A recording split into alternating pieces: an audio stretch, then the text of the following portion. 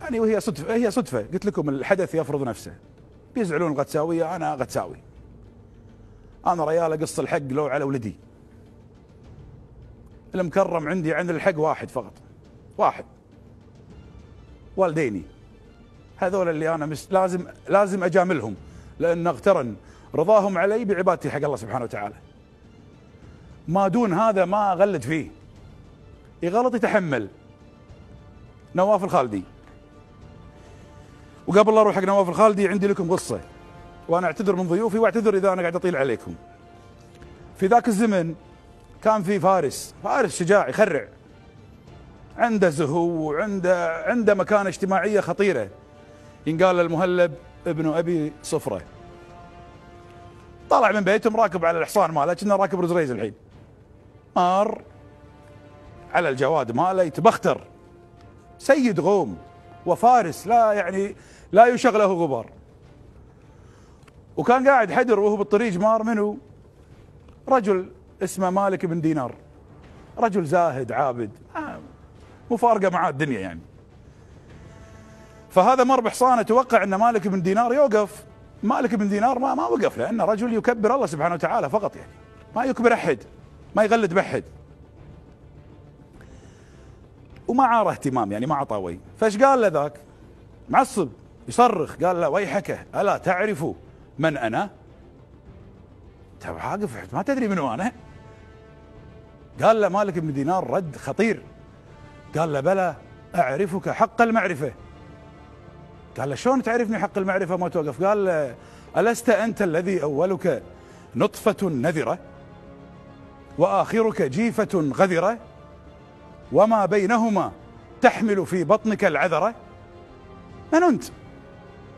انت نطفه مني يمنى واخرك جيفه، يصلون عليك وما يصلون عليك، وريحتك خايسه يدفنونك تحت الارض ب3 امتار عشان لا تخيس المكان. وما بينهما تحمل في بطنك العذره، القاذورات اللي تاكلها. ايش قال له ذاك صعق من الرد، قال عرفتني حق المعرفه، ومشى. نواف الخالدي على شنو تكبر انت؟ لا انت المهلب بن ابي صفره، ولا انت زير سالم، ولا انت تطلع اليوم بكل صفاقه في حسابك في الانستغرام، واحد من الجمهور يسالك يقول لك كلمه ولا كلمتين حتى لو كانت قاسيه، ترد عليها الرد هذا اللي على الشاشه الحين موجود، يقول لك يا عمي بسك من هالصور، اكتب شيء عن المنتخب، علق، اعتذر، بارك، تكلم عن اصابتك وشنو سويت بقطر، قول اي شيء، تكلم، مو بس بتلكم العالم، لانك انت قلت بلكم العالم. ترد عليه انا ما اتكلم الا مع العرب، اما المجوس امثالك فلا اهتم لهم وليس لهم اي ترحيب في حسابي. ما اتكلم الا العرب. نواف ايش فيك؟ اصحى،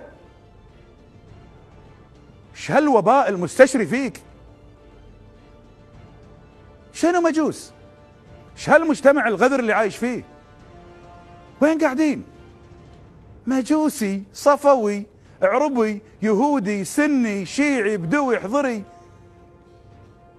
طيح الله حظكم هذا وانت تقود منتخب الكويت وتحت علمك وتغني وطن الكويت سلمت للمجدي، وكل ساعه مسوي لنا هالشكل. هذا حد يوشك؟ هالشكل تحاكي الناس؟ بس لان اخر اسمه دشتي مجوسي؟ ايش هالثقافه الدايخه؟ تبيني افتح ملفاتك؟ تبي نحكي على بلاطه يا نواف؟ علي الراشد قال لكم خافوا الله بالكويت، انا اقول الله يستر من الكويت منكم، الله يستر على هالديره منكم ومن توجهكم الغذر النتن. استحلى وجهك مطالب رئيس اتحاد الكويت لكره القدم على راس اتحاده الشيخ طلال فهد الان ان يتخذ اجراء فوري في شخص يثير الضغينه، في شخص يتعدى على قانون الوحده الوطنيه اللي شرع المجلس. الان مطالب، ومطالب كذلك رئيس نادي القادسيه ومجلس ادارته باتخاذ اجراء فوري في نواف. هذا الشيء يدمر بلد، يدمر جيل. طيح الله حظكم، طيح الله حظكم، انتم والثقافه اللي تعلمتوها. استحلى وجهك، شوف نفسك، على شنو تكبر؟ ما انت انا قلتها لك في البدايه، اولك نطفه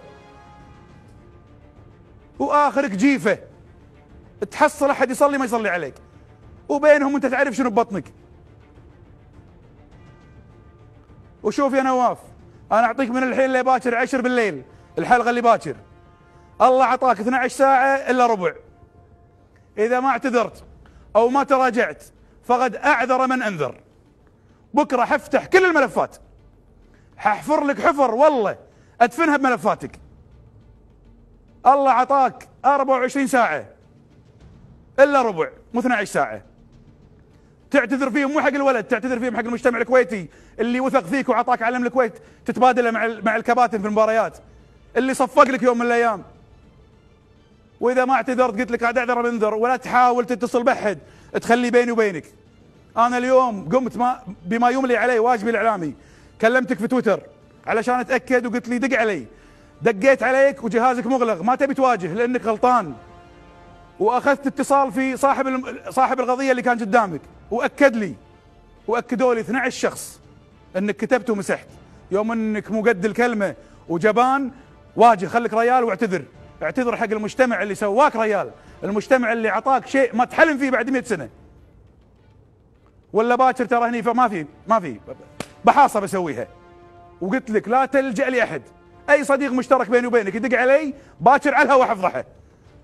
لو تدق على اخوي طلال فهد الاحمد وتقول له كلم جعفر باكر لا يحكي، راح احطكم انتم وطلال فهد الاحمد هني. هذه الكويت اكبر منك وشعبها افضل منك، والدين بالفضل حق كل الكويت يصفق لك.